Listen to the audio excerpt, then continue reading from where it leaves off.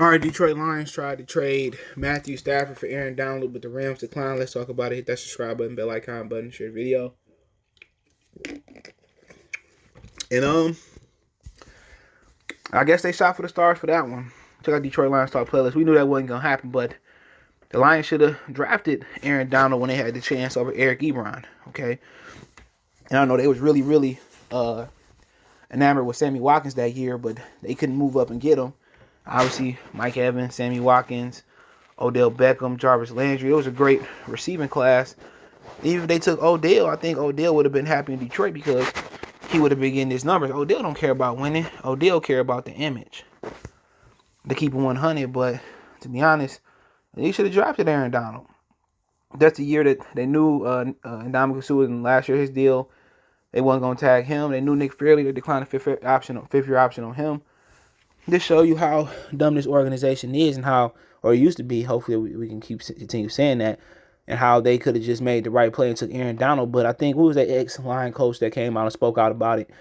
Jim Washburn, I think it was. And he said that he was begging for them to Mark Mayhew and them to draft Aaron Donald, and they laughed and they said they weren't going to take him because of his stature, and they wasn't even considering his explosive play in Pittsburgh. And he about 6'1", smaller D tackle. He ain't no big guy, And Shannon Sharp said basically when he seen how big he actually was in person, he didn't think he was going to be, the real deal or dominant as they say he was. And when he seen him play in person and he watched him and he said, I guess the size didn't matter.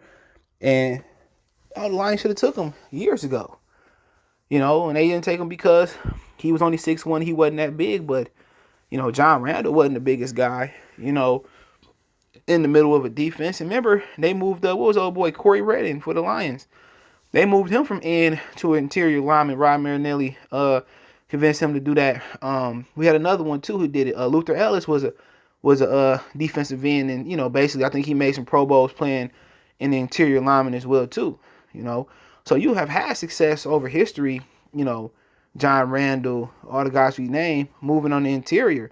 I think Robert Porcher was on the interior, and they moved him to end when he was with the Lions and convinced them to move or help move Luther Ellis in the middle. And they made a mistake, and now they trying to get him back. And I knew that was Brad Holmes doing.